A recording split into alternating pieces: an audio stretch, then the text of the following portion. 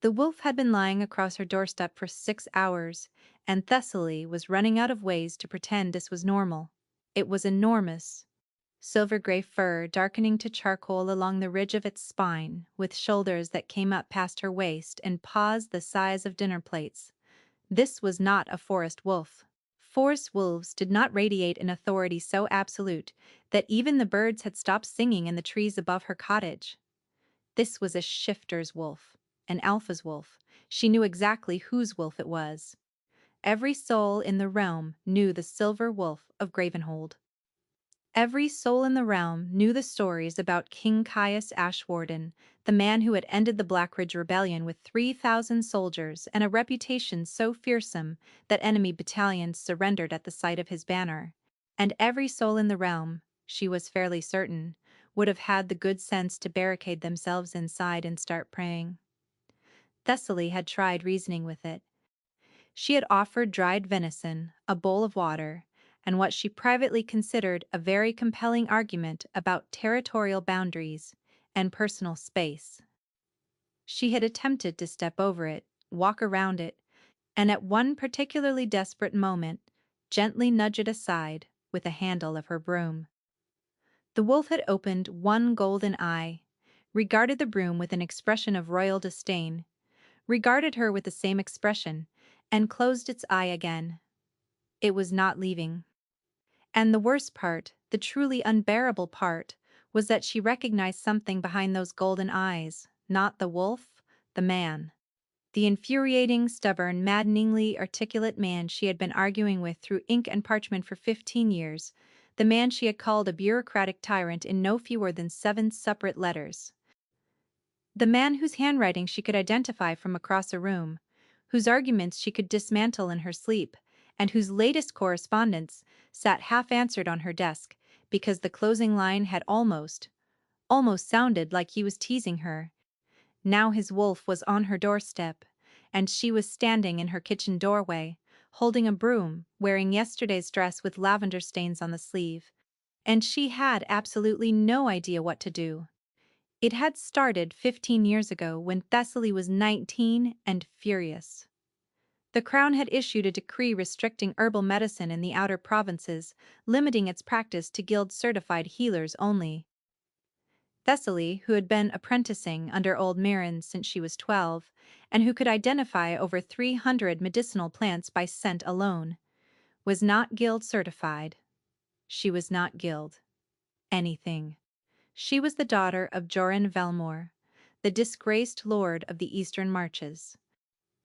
Her father had been executed for treason when she was 4 years old, his titles stripped, his lands seized, his name turned into a curse word in polite company.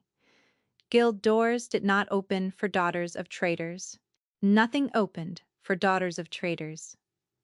So she had written a letter, not a petition, not a polite request for consideration, a letter, addressed directly to the king, which she later learned was a breach of protocol so severe that it had made 2 court clerks physically ill, she had explained, in precise and scalding detail, exactly how many people in the province of Aldmere would die of treatable ailments if the decree was enforced as written. She had included mortality figures she had calculated herself.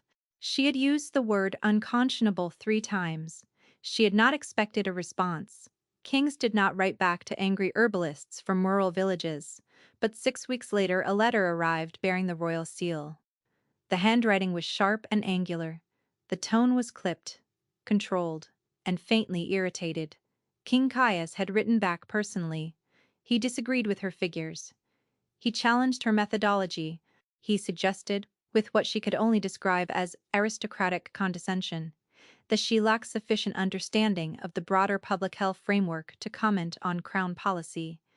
Thessaly had written back the same day longer, angrier. With better figures he had responded within the month, and so it went. Year after year, letter after letter, argument after argument. They debated herbal regulation, then border security, then taxation of rural healers, then wartime conscription, then the very philosophy of governance itself. The letters grew longer, the arguments grew sharper. and the tone shifted by degrees. She pretended not to notice. Hostility became combativeness. Combativeness became something she could only call intimate antagonism. He challenged her, thinking in ways no one else ever had. He remembered details she had mentioned in passing years earlier, and turned them against her in arguments. She did the same to him. Their letters had become the most honest conversation either of them had with another living soul, and neither of them would ever have admitted it. Thessaly had never met him, not once in 15 years. She knew his mind better than she knew anyone's, and she had never heard his voice. Until this morning when his wolf had shown up at her door, it had appeared at dawn. Thessaly had opened her front door to collect the herbs she had left drying on the porch rail, and there it was sitting on her step, like it had been waiting all night. The sound that left her mouth was something between a gasp and a shriek, and she was grateful no one had been close enough to hear it. The village of Aldmere was small. News traveled at the speed of a gasp. By mid-morning, a crowd had gathered at what they clearly considered a safe distance, whispering behind their hands and staring at the massive silver wolf that had apparently chosen the trader's daughter's cottage as its personal resting place. "Is that who I think it is?" Marin asked, appearing at Thessaly's elbow with the unsettling calm of a woman who had delivered breech babies in thunderstorms and considered most emergencies to be overblown. "I think so," Thessaly whispered. "Have you tried asking it to leave?" "I tried a broom." Marin gave her a long, evaluating look. "A broom," she repeated. "It did not work." The wolf yawned, displaying teeth the length of Thessaly's thumb, and resettled its enormous head on its paws. It looked, against all logic, content. By afternoon, a column of riders appeared on the northern road from the capital. Then a second column, then a full royal escort bearing the silver wolf banner, thundering into Aldmere with the urgency of men who had been riding through the night. The lead rider dismounted before his horse had fully stopped and strode toward the cottage, with the tightly controlled panic of someone trying desperately not to run. He was tall, dark-haired, and carried the rigid discipline of a man who handled crises for a living. His gaze swept from Thessaly to the wolf and back again, and something raw moved behind his careful expression. "You are Thessaly Velmore," he said. It was not a question. "I am. My name is Edric. I serve as the king's second, his beta." He crouched carefully and extended a hand toward the wolf. "Sire, it is Edric. Can you hear me?" The wolf's ear flicked. It did not lift its head. It did not acknowledge its beta at all. "Has something happened to him?" Thessaly asked. The tremor in her voice caught her off guard, because this was the man she argued with, not someone she worried about. Except apparently she did. "Is he trapped? Is he unable to shift back?" Edric rose slowly. When he turned to face her, his expression was measured and controlled, and absolutely failing to conceal the fear beneath it. "Miss Velmore," he said quietly, "the king did not send the wolf here. The wolf came on its own." He paused, and in that pause the air seemed to thicken. "And His Majesty has not been able to reclaim his human form in 3 days." The ride to Gravenhold took the rest of the day and most of the night. Thessaly had not been given a choice. Edric had been polite about it, excruciatingly polite in the way that powerful men were when the word no was not actually available. She needed to come to the capital. She needed to come now. And she needed to bring whatever it was about her person that had made the king's wolf travel 90 miles through open wilderness to fall asleep on her porch. "I do not know what that is," Thessaly had told him, her voice pitching higher than she liked. "Neither do we," Edric had replied, "which is why you are coming." The wolf had followed. That was the part that unsettled her more than anything else. The escort surrounded Thessaly's horse in tight formation, and the enormous silver wolf simply rose from her doorstep and padded alongside them, matching their pace without effort, never falling more than a few lengths behind her mount. When they stopped to water the horses at a stream crossing, the wolf sat beside Thessaly's mare and waited. When they rode again, it followed. Every guard in the column kept stealing glances at the beast, walking calmly through their ranks, like it belonged there. And Thessaly could feel their unease pressing against her skin like heat.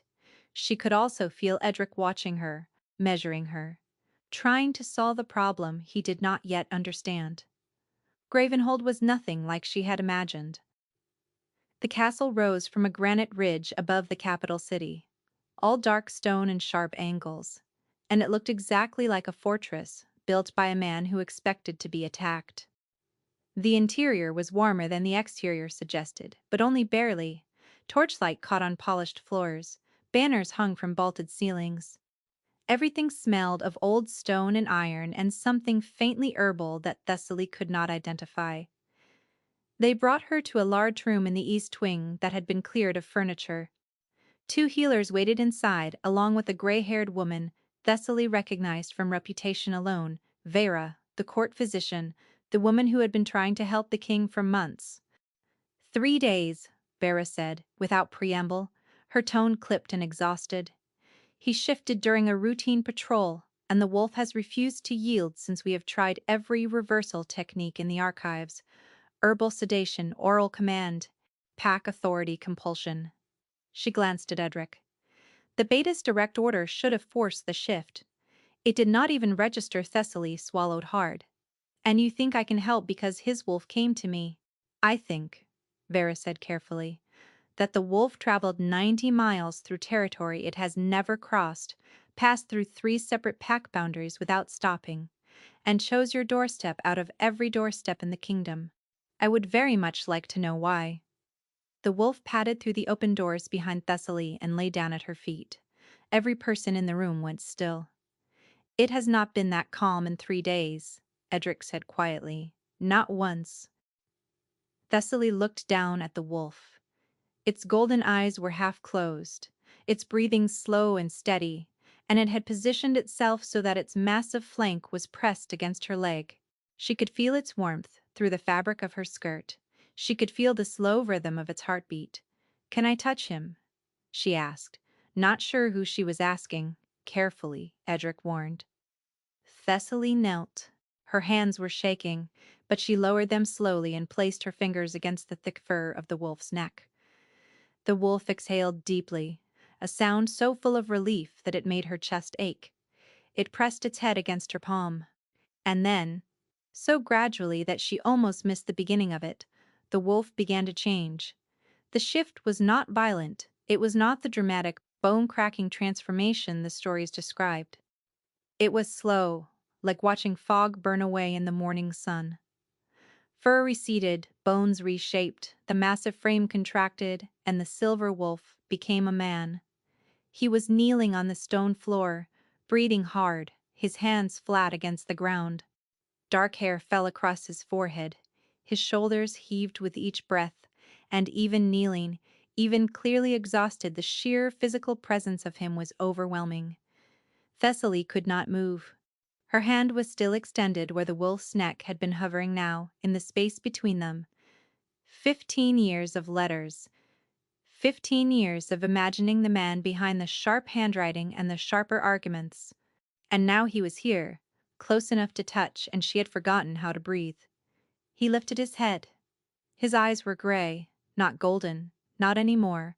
A deep, storm-dark gray that locked onto her face with an intensity that pinned her in place. For a long moment, neither of them spoke. The room around them had gone completely silent. Then the corner of his mouth twitched. "You are shorter than your letters suggested," he said.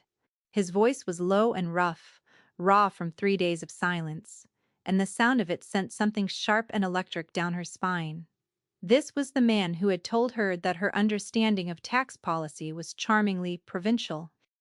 This was the man who had once devoted an entire page to dismantling her argument about grain tariffs and then, in the final line, asked whether the lavender harvest in Aldmere had recovered from the late frost. Thessaly's mouth opened, then closed, then opened again. "You are ruder in person than on paper," she managed, "and I did not think that was possible." Something flickered across his face. Surprise, maybe, or recognition. the look of a man hearing a voice he had only ever imagined. Varys stepped forward. "Your Majesty, can you hold the shift?" Caius's jaw tightened.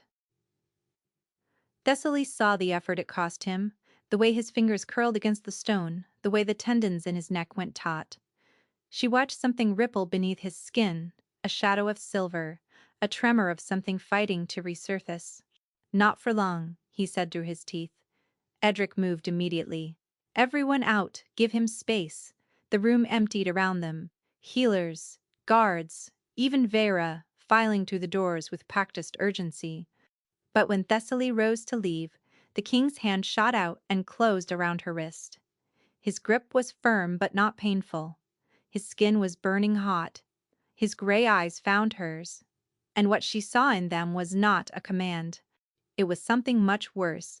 It was desperation. "Stay," he said, and the word came out rough and low, stripped of every shred of royal authority. "The wolf goes quiet when you are near. I do not know why. But if you leave this room, I will lose the shift again." Thessaly stared at him, at this man she had argued with for half her life. This man whose letters she kept in a locked box beneath her bed. Not that she would ever tell him that. "Then I will stay," she said. His fingers loosened around her wrist, but did not release her entirely. And as the silence settled over the empty room, Thessaly felt it, a faint tremor running beneath his skin where they touched. The wolf still pressing against the boundaries of his control, testing and pushing and searching for a way out. She could almost hear it, a low vibration humming through his bones and into hers. Whatever was wrong with the Alpha King, it was far worse than anyone had told her, and she had just promised to stay in the middle of it. Within 2 days, the palace had a theory, and Thessaly had a headache. Varys healers ran their tests with methodical precision. They moved Thessaly to different rooms and measured how long Caius could hold his human form at varying distances. The results were not encouraging. Beyond 30 paces, the wolf surged forward within the hour. Beyond 50, within minutes. When they tried moving her to a separate wing of the castle entirely, the shift came so fast and so violent that it took 4 guards to keep the wolf from breaking down the door between them. "It is getting worse," Edric told her on the second morning, standing in the corridor outside the room where Caius was sleeping on a cot behind a privacy screen. Thessaly was sitting against the opposite wall, close enough to keep the wolf quiet, far enough to maintain what she kept telling herself was professional distance. "Getting worse? How?" she asked. "A year ago the episodes were rare. Once a month perhaps, a brief loss of control, a partial shift, easily managed." Edric's voice was measured, but she could hear the strain running beneath it. "6 months ago, they became weekly. 3 months ago, every few days. And now this 3 days locked in the wolf with no ability to return." Thessaly pulled her knees to her chest. "What changed a year ago?" Edric was quiet for a moment too long. "I am not at liberty to discuss that." "You are asking me to sit outside this man's bedroom like a guard dog, and you are not at liberty to discuss why he needs guarding." The beta's expression did not change, but something shifted behind his eyes that might have been reluctant respect. "Fair point, Miss Belmore." "Thessaly," she corrected. "If I am going to be his emotional support animal, we should at least be on a first-name basis." Edric almost smiled. "Almost. The king will explain when he is ready. For now, we need to discuss a more permanent arrangement." The word permanent landed in her stomach like a stone. The arrangement, as Edric outlined it, was simply this. Thessaly would remain at the palace. She would be given quarters adjacent to the king's chambers. She would maintain proximity during the day and sleep nearby at night. In exchange, the crown would compensate her generously, arrange for a replacement healer in Aldmere, and ensure that her needs were met for the duration of her stay. The duration being how long? "Exactly," Thessaly asked. "Until we find a cure," Edric replied. "And if you do not find one?" The silence that followed answered her question more honestly than words could have. That evening, a servant led Thessaly through corridors she had never imagined walking. The upper levels of Gravenhold where the stone was smoother, the tapestries thicker, and the air carried the faint scent of cedarwood and old books. They stopped at a heavy oak door. "These are the king's chambers," the servant said. "Your quarters are through the adjoining door." Thessaly's pulse spiked. "Adjoining?" "For proximity, miss." She stepped inside. The room was smaller than she expected, for a king's adjoining chamber, but comfortable. A narrow bed with clean linens, a writing desk near the window, a wardrobe, and a fireplace that someone had already stocked and lit. Through the adjoining door she could see the edge of a much larger room, a much larger bed, the king's bed. She closed the adjoining door firmly, pressing her back against it, and tried to calm her breathing. This was fine. This was practical. This was a medical arrangement. Nothing more. She was here because his wolf needed her proximity, not because she had read his last letter 4 times, not because the sound of his voice had lodged somewhere beneath her ribs and refused to leave. This was professional clinical, entirely without personal complication. A knock came from the other side of the adjoining door. She jumped away from it like it had burned her. "Miss Fillmore," his voice low, measured, and slightly muffled by the oak between them. Thessaly smoothed her dress, checked her reflection in the small mirror above the washstand, hated what she saw, gave up, and opened the door. Caius stood on the other side, dressed in a simple linen shirt and dark trousers. No crown, no formal jacket, nothing that announced his rank. He looked, she thought with a jolt, almost ordinary, except for the height which was unreasonable, and the breadth of his shoulders, which was frankly aggressive, and the way his gray eyes settled on her face with an intensity that made her forget what she had been about to say. "I wanted to assure you," he began, his tone carefully formal, "that this arrangement is purely functional. Your presence stabilizes the wolf, that is the extent of it." "Of course," Thessaly said quickly, "completely functional. I will not intrude upon your privacy. I appreciate that. The adjoining door has a lock on your side. Very considerate." A pause stretched between them, thick and charged. He was studying her, the way he argued in his letters, with total focus, like she was a problem he intended to solve. Thessaly felt heat crawl up her neck. "You know," she said, because silence made her nervous, and nervousness made her talk. "In your letter from 3 years ago, the one about provincial healer compensation, you described the idealer as someone with, and I quote, the patience of a saint and the temperament of a diplomat. I want you to know that I have neither of those qualities." Something shifted in his expression, a crack in the formality, a flicker of the man she knew from 15 years of ink and argument. "I am aware," he said. "You once called my economic policy, and I quote, the fiscal equivalent of setting money on fire and hoping the smoke carries it to the people who need it. It was a fair assessment. It was incendiary. It was accurate." His mouth twitched. Not a smile, not quite, but close enough to make her stomach flip. "Good night, Miss Fillmore," he said, and stepped back into his chambers. "Thessaly," she corrected again. He paused in the doorway. "Good night, Thessaly." The way he said her name, low and deliberate, as if he were tasting the shape of it, sent a shiver across her skin that she absolutely refused to acknowledge. She shut the adjoining door, locked it, and pressed her forehead against the wood. "Functional," she whispered to herself. "Purely functional." She could hear him moving on the other side of the door. The creak of a chair. The soft rustle of paper. She wondered if he was reading, or writing. She wondered if he was writing to her. And then she crushed that thought like a weed before it could take root. She lay down on the narrow bed and stared at the ceiling. Sleep did not come easily. She was too aware of his presence on the other side of that door, too aware of the strange magnetic pull that seemed to tighten in her chest with every passing hour. When she finally drifted off, sometime well past midnight, she dreamed she was standing in a forest she did not recognize. The trees were massive, ancient, and wrong. Their bark was too dark, almost black, and their branches twisted upward like hands reaching for something they would never catch. The air was thick and warm and tasted of iron. Somewhere in a distance, she could hear something breathing, not an animal, not a person, something larger than both, something patient. Thessaly turned in a circle, her heart hammering. "Hello," she called out. The breathing grew louder, closer, and then through the twisted trees she saw the wolf. The silver wolf. It was running not toward her, but away from something.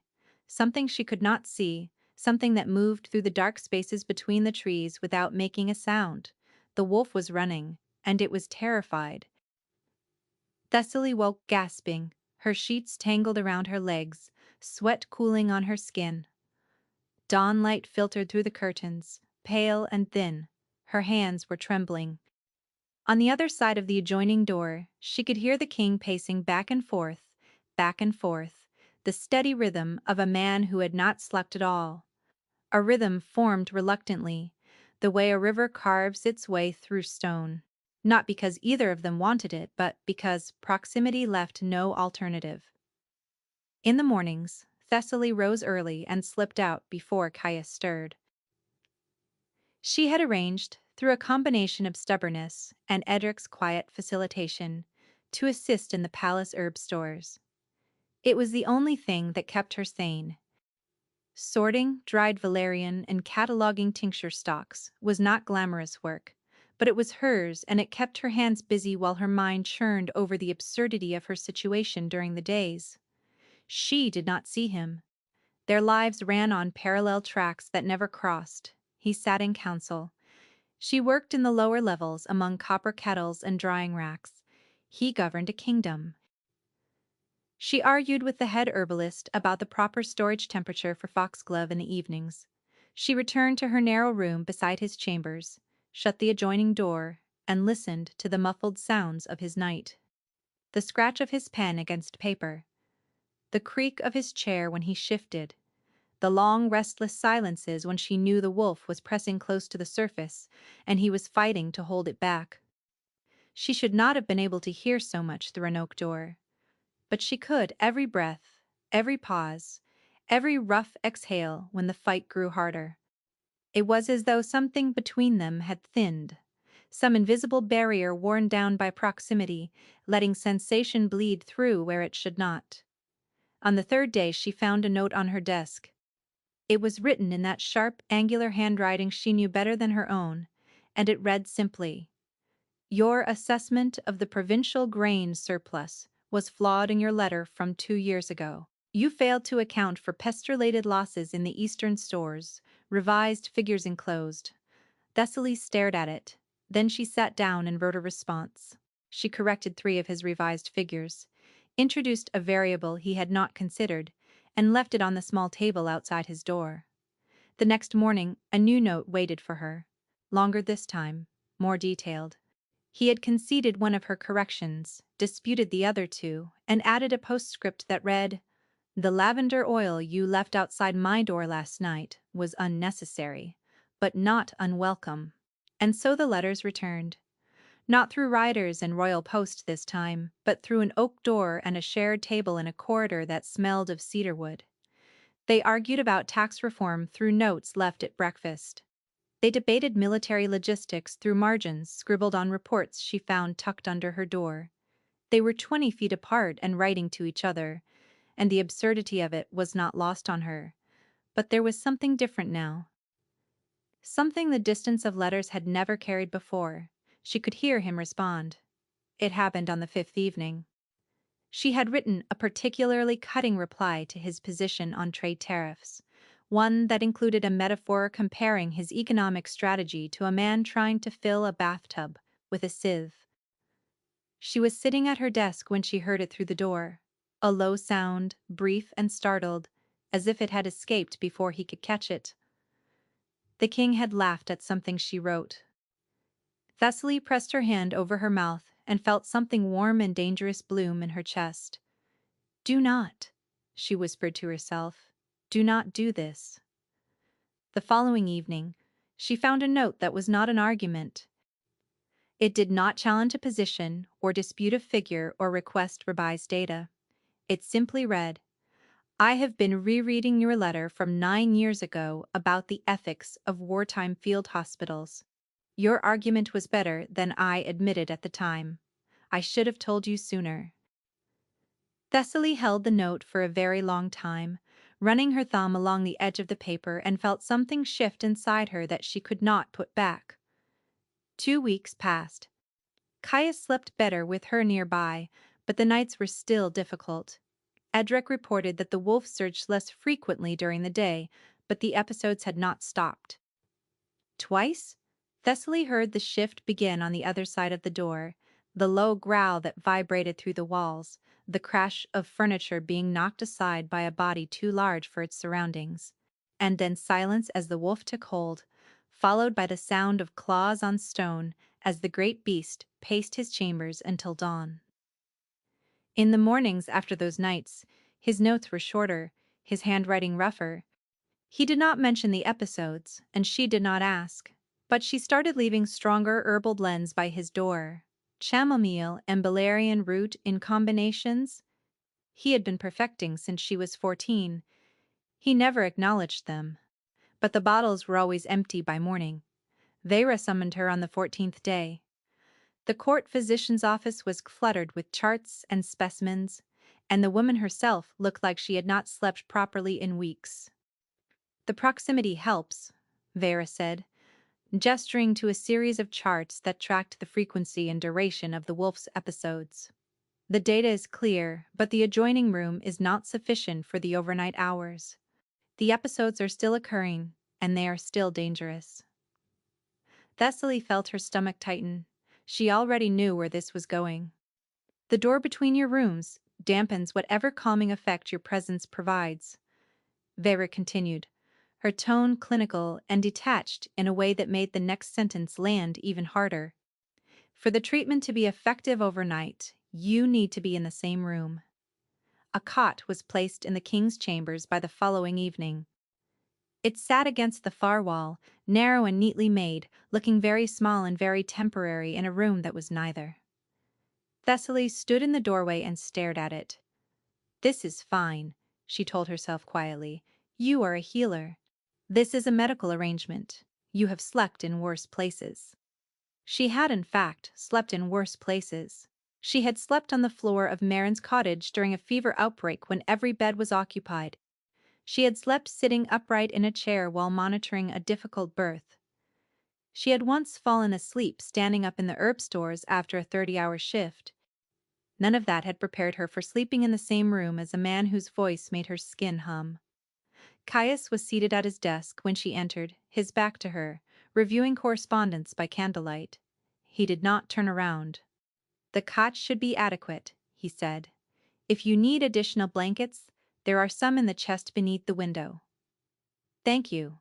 I tend to work late. I tend to talk when I am nervous. I have noticed." Thessaly smoothed the blanket on the cot, adjusted the pillow, adjusted it again, and then sat down because there was nothing left to adjust.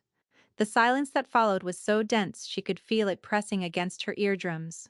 "Your position on Healer Guild reform," she said into the quiet, because the alternative was listening to him, breathe and losing her mind. "You never responded to my last 3 points." There was a pause, then the scratch of his pen stopped. "Your third point was built on a false equivalence," he said, still not turning around. "Guild oversight and guild exclusion are not the same mechanism. They produce the same result for the people affected. They produce different results at scale. Scale is a convenient abstraction when you are not the person being excluded." Another pause, longer this time, then quietly, "That is a fair criticism." Thessaly blinked at the back of his head. In 15 years of arguing, he had never conceded a point that quickly she opened her mouth to press the advantage, and then stopped, because something had changed in the quality of the silence. His breathing had deepened. His pen had gone still. "Are you falling asleep?" she whispered. No answer. She rose carefully and moved closer. His head had tipped forward slightly, his hands still resting on the page. His breathing was slow and even and peaceful in a way that made her chest ache because Edric had told her that Caius had not slept peacefully in months. She reached out and gently removed the pen from his fingers before the ink could stain the page. He did not wake. From that night forward, she talked him to sleep. Not stories, not soothing nonsense arguments. She would lie on her cot in the dark and pick apart his latest position on Border Patrol funding or provincial infrastructure, and his responses would grow slower, softer, further apart, until his breathing evened out and the wolf went quiet and the room settled into something close to peace. She never told him that she stayed awake afterward, listening to him breathe, making sure it stayed steady. She never told him about the way her chest loosened when the wolf stayed quiet, or the way it tightened when she heard the first rumble of a shift building in his sleep. The first time the wolf surged at night, she was ready. She heard the growl before she saw it, a low, resonant vibration that rolled through the darkness and raised every hair on her body. Thessaly threw off her blanket and crossed the room in 3 steps. In the faint glow of the dying fire, she could see his body rigid beneath the sheets, his hands clenched into fists, and his eyes open. They were gold, not gray. Gold, bright and feral and entirely inhuman. "Caius," she said firmly, dropping to her knees beside the bed. "It is, Thessaly. I am right here." The gold eyes tracked to her face. The growl deepened. She could see the shadow of the shift moving beneath his skin, rippling across his shoulders and down his arms. Thessaly reached for his hand.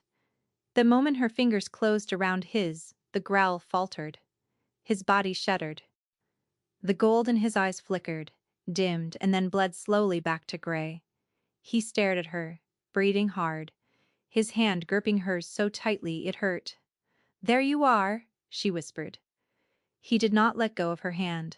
Not that night, and not any night after. It became unspoken when the candles went out and the fire burned low.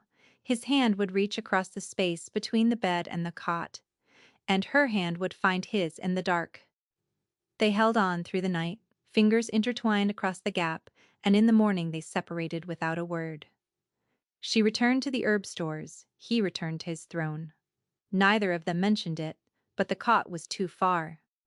Even with their arms stretched across the distance, the wolf still stirred, still pressed forward, still fought for control in the deepest hours when Caius's grip on consciousness was at its weakest. On the 9th night, Thessaly woke to the sound of the shift beginning and reached for his hand, but the distance was too great. She scrambled off the cot and grabbed his fingers just as the gold flooded his eyes. The shift retreated, but barely the next morning, Vera delivered her verdict with the detachment of a woman reading a weather report. "The cot is insufficient. Physical contact needs to be sustained, not intermittent. You will need to sleep in the bed." Thessaly sat very still. "In the bed," she repeated. "Beside the king?" "Yes, in the king's bed. For medical purposes." Thessaly looked at Vera, searching for any sign that the woman understood what she was asking. Vera's expression remained perfectly, maddeningly clinical. That evening, the cot was removed. Thessaly stood at the edge of the king's bed and felt her pulse hammering in places she did not know pulses could hammer. Caius stood on the opposite side, looking at the mattress, like it had personally offended him. "I will stay on my side," he said stiffly.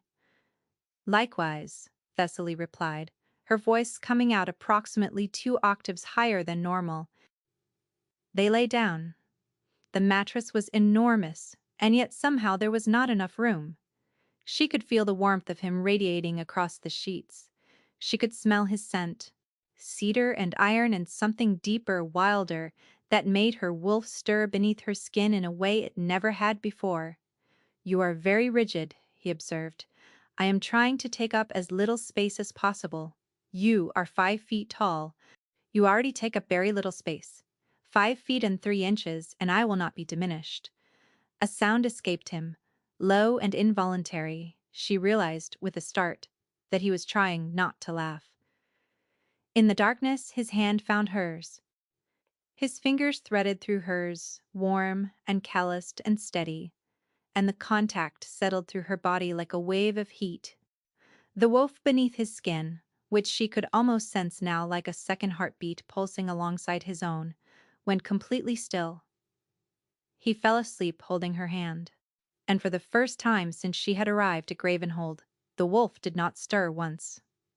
Thessaly lay beside him in the dark, listening to his breathing, feeling his pulse through the place where their fingers met.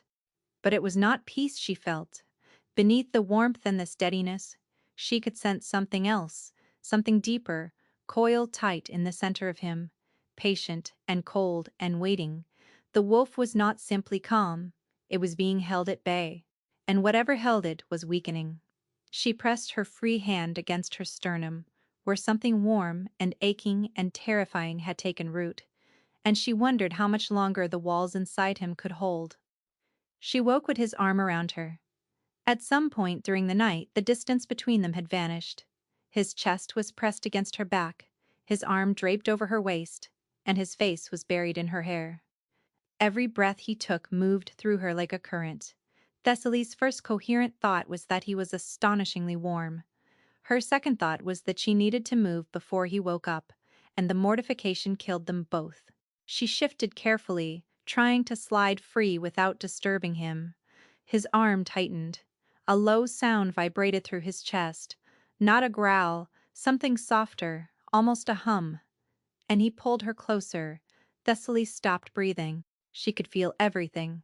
The hard plane of his chest against her shoulder blades, the weight of his arm across her stomach, the slow, steady beat of his heart against her back, and beneath all of it, something else.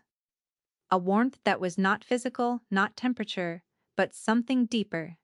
A sensation she had no name for, spreading outward from the place where their bodies touched, settling into her bones like sunlight. She lay perfectly still and waited for it to pass. It did not pass. His breathing changed. She felt the exact moment he woke, the hitch, the sudden tension, the sharp intake of breath as awareness flooded in. His body went rigid against hers. For one suspended moment, nothing happened. Then his arm withdrew, the mattress shifted, cold air rushed into the space he left behind, and Thessaly felt the absence like a wound. She heard him cross the room, the splash of water a long, controlled exhale. She rolled onto her back and stared at the ceiling, trying to catalog what she was feeling and failing entirely. They did not speak of it. They never spoke of it, but something had changed and it kept changing, and Thessaly could not make it stop. It started small, a prickle of awareness during the midday hours, sharp and sudden like a thread being plucked behind her ribs. She would be sorting dried chamomile in the herb stores and feel a spike of frustration that did not belong to her. She would be reading in her corner of the library and feel a wave of exhaustion so heavy it made her eyes blur even though she had slept well. The first time it happened while he was in council, she dropped a jar of calendula oil and stood frozen in the herb stores, her hand pressed to her chest, because she had just felt a flash of something so raw and fierce it stole her breath. Anger, grief, something tangled and complicated that she could not separate into parts. And then, cutting through it all like light through a crack, a pulse of warmth, sudden and unmistakable. She knew, without understanding how she knew, that he had caught her scent, that somewhere in the corridors above he had sensed her presence on the air, and that warmth was his response. Thessaly sank onto a stool and pressed both hands over her face. "Something is happening to me," she told Marin that evening. The old healer had arrived from Aldmere 2 days earlier at Thessaly's desperate request, and her presence in the palace herb stores was like an anchor in a storm. "I know," Marin said, not looking up from the root she was peeling. "I can feel his emotions. Not just sense them. Feel them as though they are my own. I know, it is getting stronger every day." Marin set down her knife and fixed Thessaly with the look she reserved for patients who already knew the diagnosis but wanted someone else to say it first. And what do you think is happening, child? Thessaly swallowed hard. I think the bond is forming. I think it formed a long time ago, Mering replied. I think it has been forming for 15 years, one letter at a time. The proximity has simply given it room to bloom. The words landed like stones in still water, sending ripples through everything Thessaly had been telling herself. This was a medical arrangement. This was proximity, not connection. She was a tool, a treatment, a warm body that kept the wolf calm. She was not someone the Alpha King could want. Not the daughter of a traitor. Not a disgraced nobody from a village that did not appear on most maps. Marin watched her face and sighed. You are doing that thing again, the old woman said. The thing where you convince yourself you do not deserve what is standing right in front of you. Thessaly did not answer. That evening, she returned to his chambers to find Caius already there, which was unusual. He was standing by the window, holding one of her notes from that morning, the one about field hospital protocols, where she had perhaps unwisely called his proposed triage system admirably optimistic and practically suicidal. You have a talent, he said, without turning around, for making me want to argue and agree with you in the same breath. Thessaly leaned against the doorframe. That is the nicest thing you have ever said to me. He turned. The look on his face was something she had never seen before. Open and unguarded and stripped of every careful formality he usually wore like armor. His gray eyes moved across her face like he was trying to commit it to memory. I have been thinking, he said slowly, about your letter from 11 years ago, the one about duty. Thessaly frowned. I have written you many letters about duty. The one where you said that duty without compassion is just obedience wearing a better coat. She remembered. She had written it during a bitter winter, angry about a new conscription order, and had not expected it to land. You never responded to that line, she said. I know. He took a step toward her. I could not think of a rebuttal. The distance between them had somehow halved. She could smell him now, cedar and iron and that wild, deep undertone that made her wolf press forward against her skin. His gaze dropped to her mouth for the space of a single heartbeat, and the air between them ignited. Thessaly's breath caught. Her body swayed toward him involuntarily. Pulled by something older and deeper than thought, Caius caught himself. She watched it happen, the way his jaw tightened, the way his shoulders squared, the way he stepped back and rebuilt the wall between them with visible effort. His hand flexed at his side. "Good night, Thessaly," he said. His voice was rough. "Good night," she whispered. He turned away and crossed to his side of the bed. She crossed to hers. They lay down in silence, and the space between them hummed with everything they were not saying. Sleep came slowly. When it finally pulled her under, the forest was waiting. The trees were darker than before, taller. Their black bark glistened with moisture that was not water, something thicker, something that smelled of iron. The air was suffocating and the silence was absolute. Thessaly walked forward, her bare feet sinking into ground that yielded too easily. She did not want to be here. Every instinct screamed at her to turn back, to wake up, to run. But something pulled her deeper, the same thread that connected her to him. Taut and humming in the dark, she found the wolf first, the silver wolf, enormous and unmistakable, but wrong. Its legs were bound by vines that had grown from the black ground, thick as rope, pulling it down. The wolf struggled, its muscles straining, but every movement only drew the vines tighter. Its golden eyes were wide with something she had never seen in them before. Terror, Caius, she breathed. Beyond the wolf, deeper in the trees, a figure knelt in the dark, human bleeding. His wrists were bound by the same black vines, and his head hung forward, and even in the twisted logic of this nightmare, she recognized the breadth of his shoulders, and the dark fall of his hair.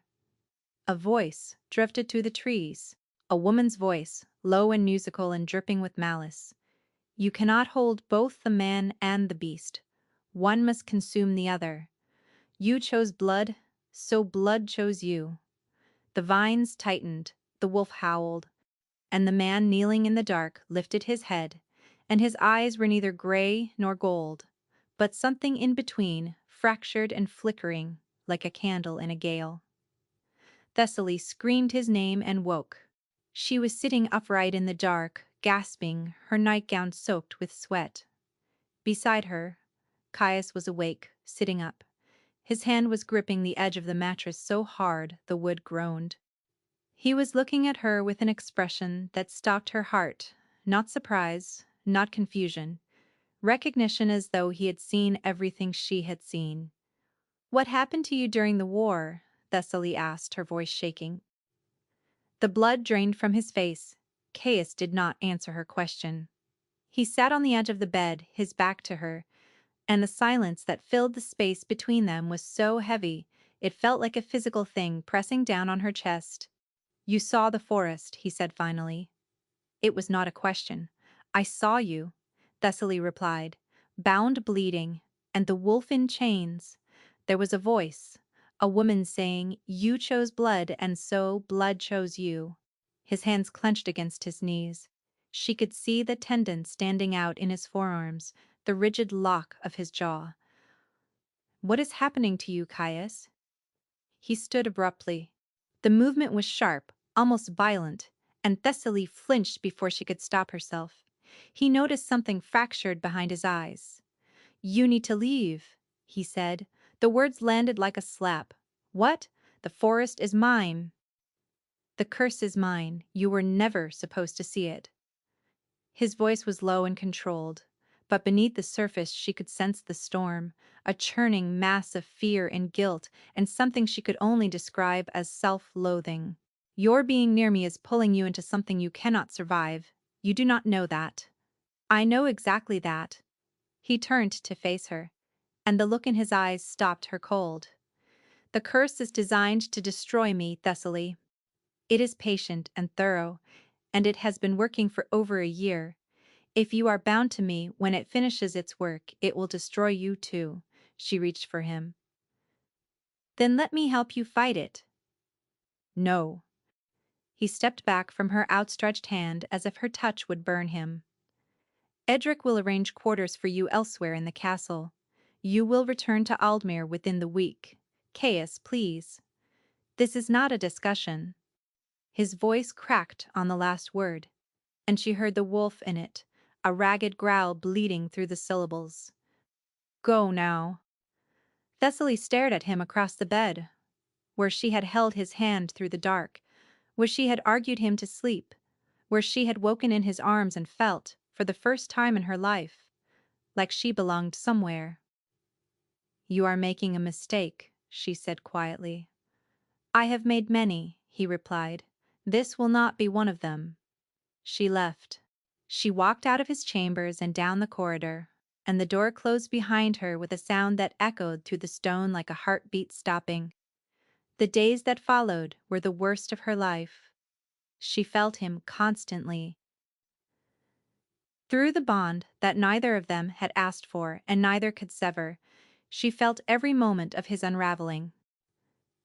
The wolf surged more frequently now, slamming against the boundaries of his control with a ferocity that bled through the connection like fire. She would be walking through the herb stores and double over gripping the edge of a table as a wave of rage and anguish and desperate clawing fear crashed through her. He was losing the fight. She could feel it, and she was losing too. The headache started on the second day, a dull pressure behind her eyes that built until the light itself felt like an assault. By the third day, she could barely tolerate brightness. She worked with the curtains drawn, grinding herbs by touch, her hands trembling. The bond pulled at her constantly, a deep ache behind her sternum that sharpened every hour, demanding proximity she was no longer permitted to have. Marin watched her with increasingly worried eyes, but said nothing. Not yet. She caught glimpses of him occasionally, a flash of dark hair across the courtyard. His tall frame unmistakable even at a distance as he moved between council rooms. But he never looked at her, never made eye contact, never acknowledged that she existed at all. And somehow that was worse than anything else, because she could feel through the bond exactly how much effort it cost him not to turn his head. On the fifth day, Thessaly heard the shift happen from 3 corridors away. The distant crash of furniture, a howl that shook the stones beneath her feet and sent servants scrambling. She gripped the doorframe and felt tears burn her eyes because she could sense his terror. Not the wolf's terror, his. The terror of a man losing himself piece by the seventh day. She could barely stand. The world had narrowed to a tunnel of pain and longing, and every breath felt like it was being pulled through glass. She forced herself to work, forced herself to walk, forced herself to pretend she was not coming apart. She was crossing the main corridor toward the east wing when her vision went white at the edges, then gray. Then the floor was rushing toward her face, and she heard Marin shout her name from somewhere very far away, and then there was nothing at all. She woke to the smell of dried herbs and linen. The infirmary? She was in the infirmary? Thessaly blinked, trying to pull the world into focus. The ceiling was familiar, the narrow bed was familiar, and the man sitting in the chair beside her, his elbows on his knees and his head in his hands, was so familiar that the sight of him made her chest crack open. Caius looked like he had not slept since she left. The shadows beneath his eyes were brutal, carved into skin that had gone pale and drawn. His hands were shaking. When he heard her stir, he looked up, and the relief that flooded his face was so raw, so completely unguarded, that Thessaly forgot to breathe. "You are awake," he said. His voice was wrecked. "You look terrible," she managed. A sound escaped him that was not quite a laugh. His hand hovered near her face, close enough that she could feel the heat of his skin, but he did not touch her, as though he had lost the right. "What happened?" she asked. "You collapsed." Edric's voice came from the doorway. The beta stepped inside, his expression grave. "In the main corridor, the king was 3 floors above you, and his wolf broke free before anyone could stop it. He shifted in the middle of a council meeting and was at your side in under a minute." Thessaly looked at Gaius. "You shifted in front of the entire council." His jaw tightened, but he did not look away from her face. "I felt you fall," he said quietly, "through the bond. I felt you go down and I could not stop the wolf." He paused, his voice dropping to something barely above a whisper. "I did not want to stop the wolf." The words hung between them, heavier than anything he had ever written to her. Marin appeared from behind a curtain, her expression carrying the particular sternness she reserved for patients who had done something profoundly stupid. She looked at Thessaly, then she looked at Caius with the same expression. "Now," Marin said firmly, settling into a chair with the air of a woman who is not going to be moved, "you are both going to stop being fools, and you are going to tell us everything starting with the curse." Caius's face closed like a door slamming. "For her sake," Marin added, her voice gentler now, and she nodded toward Thessaly. "If not for yours." Something in him broke. Thessaly sensed it.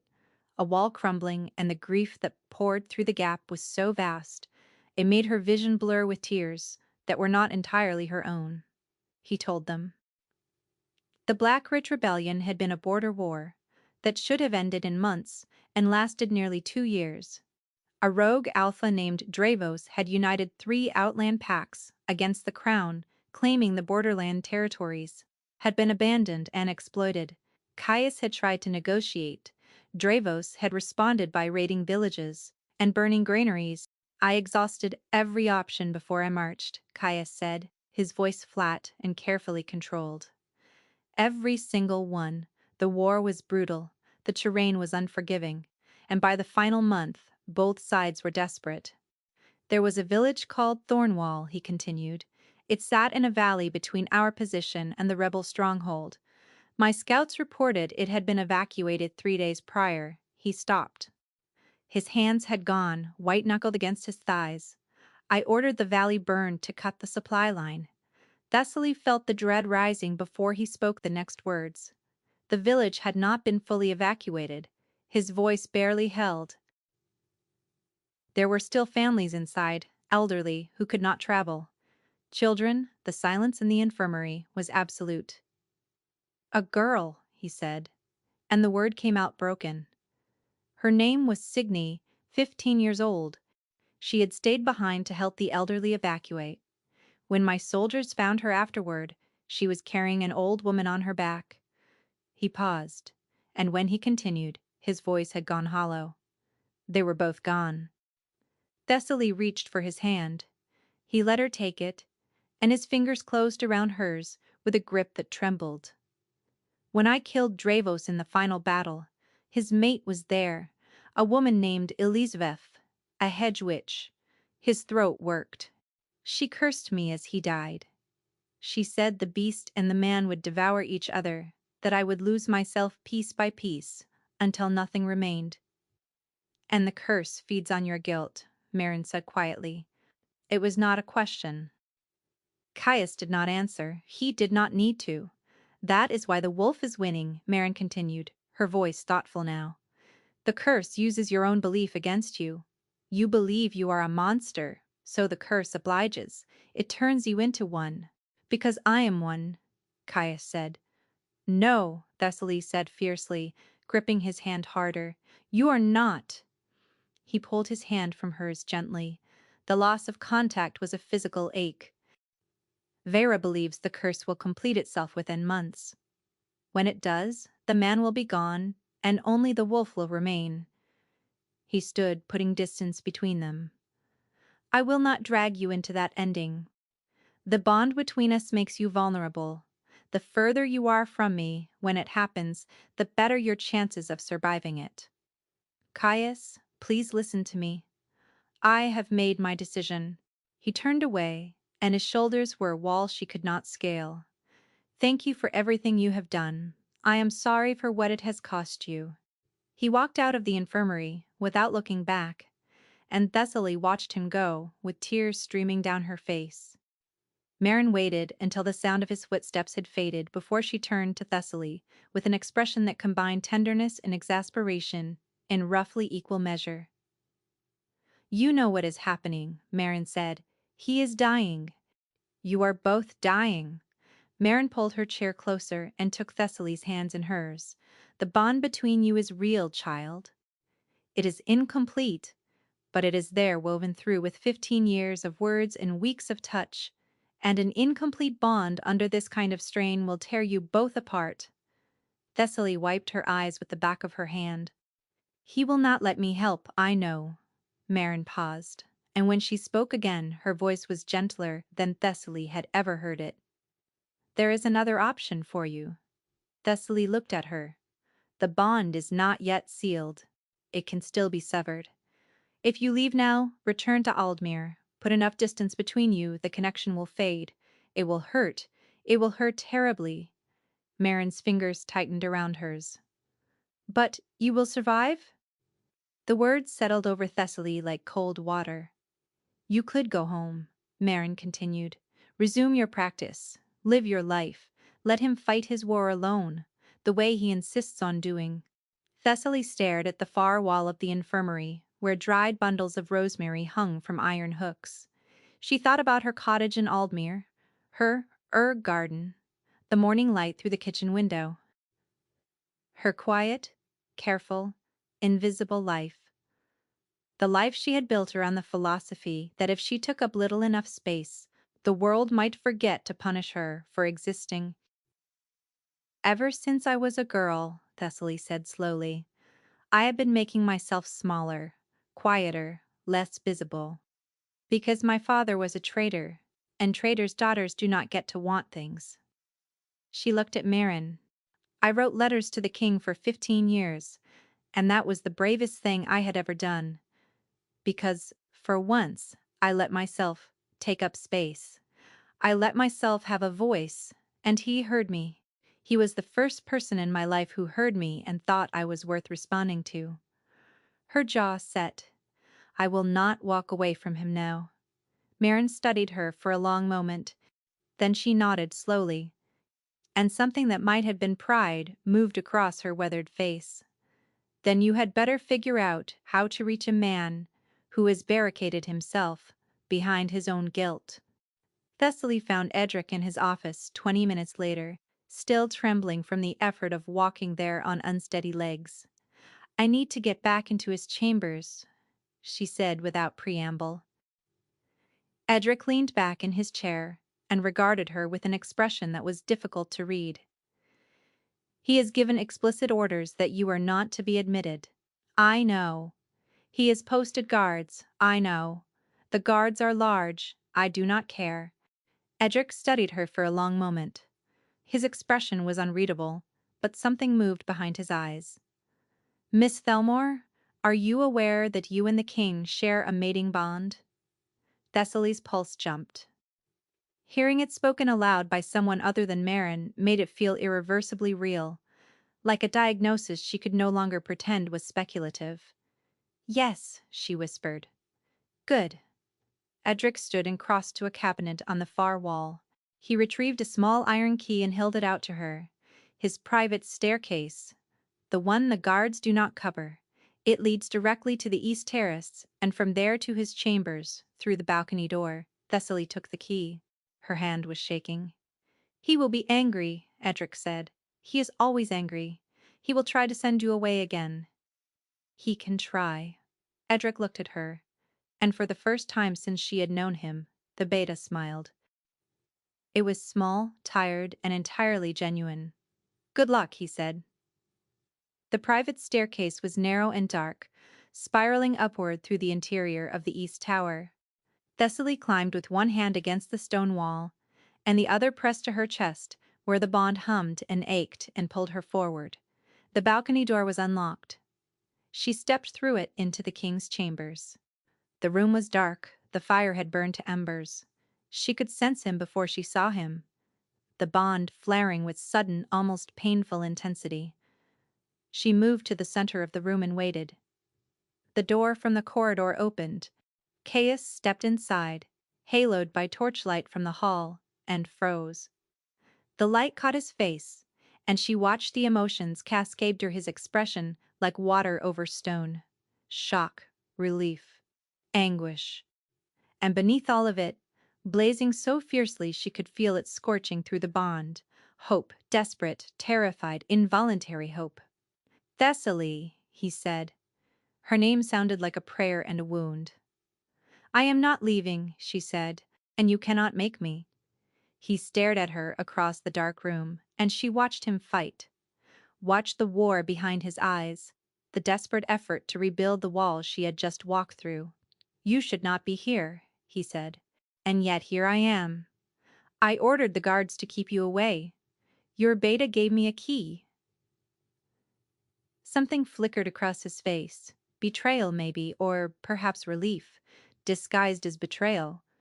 "I will have words with Edric." "You will thank Edric," Thessaly corrected, taking a step toward him, "because he is the only person in this castle who seems to understand that you cannot do this alone." Caius's jaw tightened. "Thessaly, the curse will take me. It is not a question of whether, it is a question of when. And when it does, the bond will drag you down with me. I will not be the reason you die, and I will not be the woman who walked away and let you die alone." Her voice broke on the last word. She did not try to hide it. "I have spent my entire life walking away, making myself small, convincing myself that I did not deserve to stay. You taught me otherwise." He went still. "What?" 15 years of letters, Caius." She took another step, close enough now to see the gold flickering at the edges of his irises, the wolf pressing close to the surface.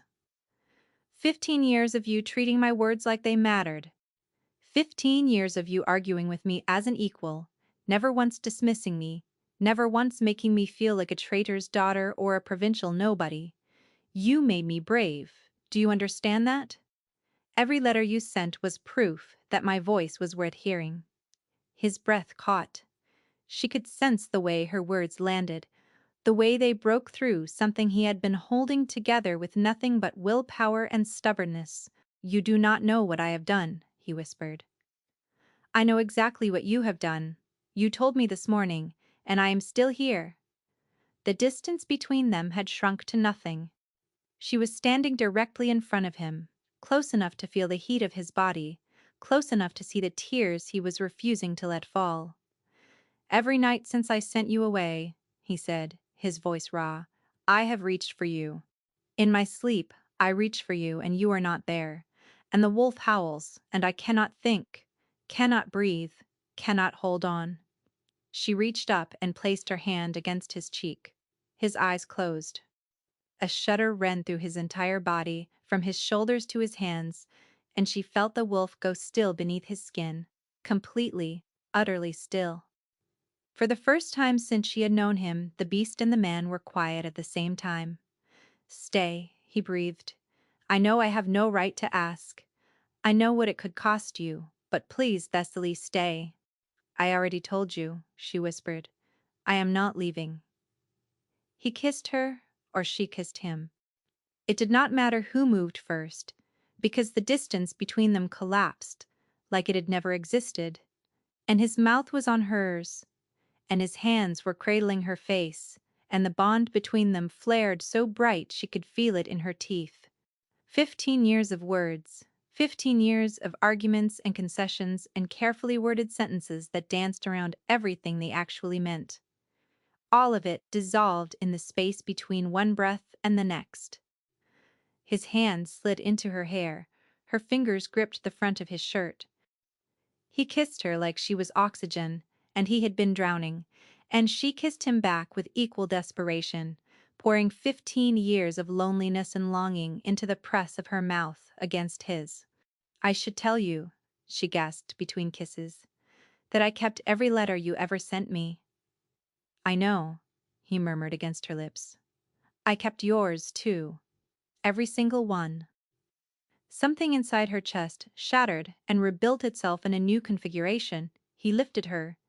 She wrapped her arms around his neck and felt his hands spread warm and solid against her back. He carried her to the bed and laid her down with a gentleness that made her eyes sting. His forehead pressed against hers. "Are you certain?" he asked. The question was barely a whisper. "I have been certain for 15 years," she replied. "I just did not have the words for it." What followed was the quietest and most profound moment of her life. The world outside that room ceased to exist. There was only him, only her, only the bond drawing them together like two halves of something that had always been meant to be whole. When he marked her, the mating bite was instinctive and absolute. She felt it seal something deep within her, a lock turning, a circuit completing. The bond blazed to life between them, golden and warm and unbreakable. She marked him in return, claiming him as hers, and the bond flared brighter between them, complete now, sealed. The bond settled like sunlight into every corner of her being. She could sense him, not just his emotions, but him. The shape of his thoughts, the rhythm of his heart. The wolf, quiet and content, curled at the center of his chest, like a sleeping flame. They lay tangled together afterward, breathing hard, his arms wrapped around her. She pressed her ear to his chest and listened to his heartbeat slow. "Sleep," she whispered, and for the first time in over a year, the Alpha King closed his eyes without fear. Thessaly held him as his breathing deepened, as the tension drained from his body, as peace settled over him like snow. She closed her eyes and let sleep take her. She opened them in the forest. The trees were dying.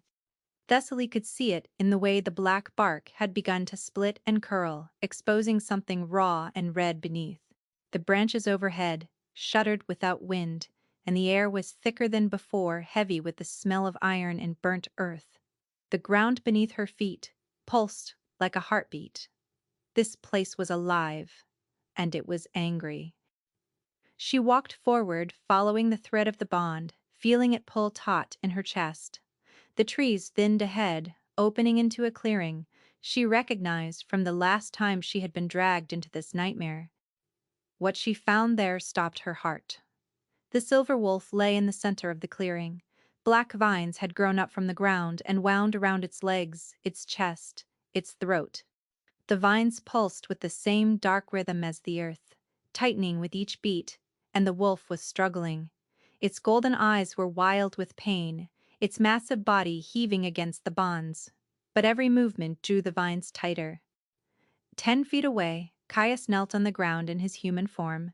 The same vines bound his wrists, pulling his arms down, forcing his head low.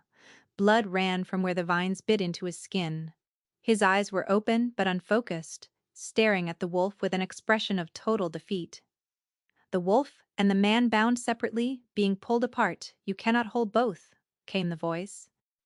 The witch's voice, drifting through the dying trees like smoke. The beast and the man were never meant to coexist. One must consume the other. That is the price of what you did. Thessaly ran to Caius and dropped to her knees beside him. I am here. Look at me. His eyes found hers slowly, as if surfacing from deep water. You should not be here, he whispered. I will always be here. Look at me. The curse is stronger than the bond. It will swallow us both. Then we face it together. That is what the bond means. You cannot fight guilt, he said, and the words came out hollow and final. Not when it is deserved. The vines tightened. The wolf howled, a sound so full of anguish that Thessaly felt it reverberate through her bones. She turned to look at the beast and then back at the man, and understanding crashed over her like a wave. They were the same. The wolf and the man were the same being, and the curse was tearing them in half. It was not an external force imposing destruction on Caius. It was his own guilt, given teeth and roots and a patient, relentless grip. The curse had found the fracture in him. The belief that what he had done at Thornwall made him unworthy of wholeness, and it had wedged itself into the crack and started pulling. He believed the wolf was the monster in him, the part that killed, the part that burned a village and left a 15-year-old girl in the ashes. And he believed the man deserved to lose to the beast, because the man had given the order, because the man was the one who should have known better. You think you deserve this, Thessaly said, and the horror of it made her voice shake. You think being torn apart is your punishment? He did not deny it. She sensed his agreement like a stone, sinking into dark water. He had carried this for over a year. The curse had not needed to be strong. It had only needed to find a man who already believed he was broken. The wolf whimpered. Its struggles had weakened, its golden eyes dimming. The vines around Caius's wrists had drawn blood, and he made no effort to resist them. Thessaly gripped his face in both hands. Listen to me. There is nothing left to say. There is everything to say, and you are going to hear it. Her voice cracked, but she did not let go. What happened at Thornwall was a tragedy. It was real, and it was terrible, and Signy deserved better. Those people deserved better. You know that I know. You know that because you have been paying for it every single night in this place. He tried to look away. She held him firm. But you did not burn that village because you are a monster. You burned it because you were fighting a war you did not want, with imperfect information, against an enemy who would not negotiate. You made a decision that cost lives, and you have carried those lives ever since. That is not the mark of a monster, Caius. That is the mark of a man who cares so deeply that it is destroying him. The vine shuddered. The witch's voice hissed through the trees, sharper now, threatened. He chose blood. The debt is not paid. The debt will never be paid, Thessaly shot back, not looking away from Caius. Because that is not how guilt works. You do not get to suffer enough, and then be free. You do not get to punish yourself into absolution. You just get to carry it, and choose to live anyway, and try to do better with the time you have left. Tears were running down her face now, and she could feel his mirroring them. A dam breaking. A year of silence splitting open. My father was executed for treason when I was 4 years old, she said, and her voice dropped to something raw and trembling. I grew up believing his shame was mine, that I was born tainted, born owing a debt I could never repay, that I did not deserve to be seen or heard or loved, because the sins of my blood had disqualified me from all of it. His eyes focused on her, sharp, present, listening. I spent my whole life making myself invisible because I thought that was what I deserved. And then I wrote a letter to a king, and he wrote back. Her thumb stroked across his cheekbone, smearing tears and blood. And for 15 years that king treated me like my voice was the most important one in the room. You taught me that I was allowed to take up space, that I deserved to be heard, that my father's choices did not define me. The vines around his wrists loosened. Just barely, just enough. So hear me now, she whispered. You are not the worst thing you have ever done. You are allowed to grieve, Signy, and still choose to live. You are allowed to carry the weight and still be whole. You are allowed to forgive yourself, not because what happened does not matter, but because destroying yourself will never bring her back. She pressed her forehead against his. Let it go, Caius. Not the memory, not the grief, but the belief that you deserve to be destroyed for it. Let that go. The clearing was silent. The witch's voice had faded to a thin hiss at the edges of the fog. The wolf had gone still, its golden eyes fixed on them. Caius's hands, slick with blood, rose slowly and covered hers. I am sorry, he said, and the words were not for her. They were for Signy, for the old woman she had been carrying, for the village, for every life that had been lost because he could not see clearly enough, move fast enough, be enough. I am so sorry. I should have done better. I wish every day that I had done better. The vines began to crack. But I cannot stay here anymore, he whispered. I cannot keep dying in this place. The first vine snapped, then another. The ground shuddered. The wolf surged to its feet as its bonds shattered, and it threw its head back and howled. Not in pain this time. In release, Caius stood.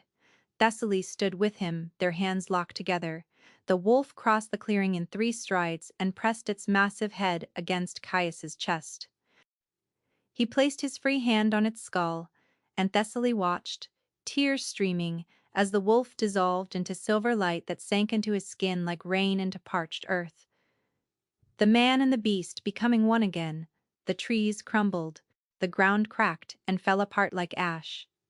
And through the gaps, light poured upward, warm and golden and impossibly bright. Caius fell forward. Thessaly caught him. She wrapped her arms around him and held on as the last remnants of the curse dissolved around them, and he shook against her a year of grief and guilt and relentless punishment. Finally breaking free. I have you, she said into his hair, her voice fierce and steady and full of love. I have you, and I am never letting go. They woke together in the pale morning light, tangled in each other, tear-streaked and exhausted and whole. The curse did not vanish overnight. Thessaly had not expected it. To grief did not work that way, and neither did healing. Some nights Caius still jolted awake, his breathing sharp, the wolf pressing forward before settling again. Some mornings the shadows returned to his eyes, and he grew quiet in a way that told her he was somewhere far away, kneeling in the ashes of a village he could not save. But Thessaly was there. Every time he reached for her in the dark, she was there, her hand in his, her voice in his ear, her steady presence anchoring him to the world he had chosen to remain in. He began to talk about the war, slowly at first, in fragments, like a man learning to use a language he had forgotten. He told her about the decisions that haunted him, the faces he could not forget, the weight of a crown that demanded impossible choices from the person beneath it. She listened without judgment and without platitudes. She asked questions when they were needed and sat in silence when they were not, and slowly, painfully slowly, the wolf found its balance. The shifts became controlled again, voluntary. The beast and the man moved together instead of tearing each other apart, and Thessaly sensed the change through the bond, the integration, the quiet wholeness that replaced the constant war beneath his skin. Their letters continued. Even living in the same chambers, sleeping in the same bed, they still wrote to each other arguments about policy left on the breakfast table, rebuttals tucked under pillows. A particularly scathing critique of his latest trade proposal folded into the pocket of his formal jacket, discovered during a council meeting which made him cough so violently that Edric had to fetch him water. "You did that on purpose," Caius said that evening, though his expression was doing something complicated that she was fairly certain was trying not to be delighted. "I have no idea what you are referring to," Thessaly replied, and he kissed her. The court's reaction was predictable and exhausting. A foundling herbalist from a disgraced family, bonded to the Alpha King, was not the match anyone had envisioned. The whispers followed Thessaly through every corridor. She felt the weight of every sideways glance, every polite smile that did not reach the eyes behind it. But Caius was immovable. On the day he announced their bond to the full court, he stood before the assembled nobles and said, in the same clipped authoritative tone he used for matters of national security, that anyone with objections was welcome to submit them in writing, at which point he would read them carefully, consider them thoroughly, and discard them entirely. Thessaly, standing beside him, bit the inside of her cheek so hard she tasted blood, trying not to laugh. He did one more thing she had not expected. On a gray morning in late autumn, Caius issued a formal royal pardon for Joran Velmore. The charges of treason were vacated, the family name was restored, the records were corrected. Thessaly found out when Edric handed her the sealed decree in the corridor outside the herb stores. She read it twice. Then she sat down on the floor and cried, while Edric stood guard at the end of the hall and pretended not to notice. That evening, she found Caius at his desk and stood behind him, wrapping her arms around his shoulders, pressing her face against his neck. "You did not have to do that," she said, her voice thick. "Yes," he replied quietly, covering her hands with his. "I did." Their wedding was held in the castle gardens on the first warm day of spring. Thessaly wore a gown of deep green that Marin had sewn by hand, and Caius wore his formal uniform with the silver wolf crest over his heart. His vows were short, precise, and delivered in the same tone he used for policy declarations, which meant they were absolutely sincere. Hers were longer. She had been writing them for weeks. She had revised them 11 times because 15 years of correspondence had given her very high standards for the written word. That evening, after the celebrations had quieted and the castle had settled into the comfortable hum of a late night, Thessaly sat at the writing desk in their chambers. Their chambers! The thought still made her pulse flutter. Caius appeared behind her. She sensed him before she heard him, his warmth, his scent, the steady presence of the bond humming between them like a song. "What are you writing?" he asked, his voice low and warm against the top of her head. "A letter? To whom?" "To you." He was quiet for a moment. Then she felt his smile through the bond, a bloom of warmth and amusement, and something so tender it made her eyes sting. "You are sitting 3 feet away from me," he said. "Some things are better on paper." He reached past her and picked up the page. She let him take it. She watched his face as he read, watched the amusement soften into something deeper, watched his throat work as he swallowed, watched his hand tighten on the edge of the paper. When he finished, he set the letter down carefully and pulled her to her feet. He held her face in both hands and kissed her forehead, her cheek, the corner of her mouth, and then her lips, slowly and thoroughly, and with the kind of reverence that made her knees unreliable. "For the record," he murmured against her mouth, "you were right about the grain tariffs." Thessaly laughed. The sound filled the room, bright and full and unguarded, and Caius held her tighter and smiled into her hair.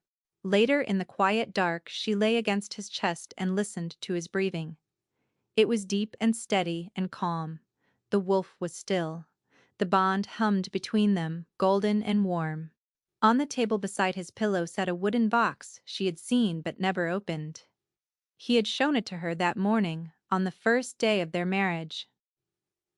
Inside, arranged in careful chronological order, were 163 letters. Every letter she had ever sent him, from the very first furious screed about herbal regulation to the last note she had slipped under his door before the wedding, every single one, kept and preserved and held. 15 years of her voice, saved in ink by a man who had heard her before he ever saw her face. Thessaly closed her eyes and pressed closer against his chest. The king, who had argued with her, challenged her, infuriated her, and chosen her, was sleeping now, peacefully, his arms around his mate, and the wolf inside him was finally, beautifully, at rest.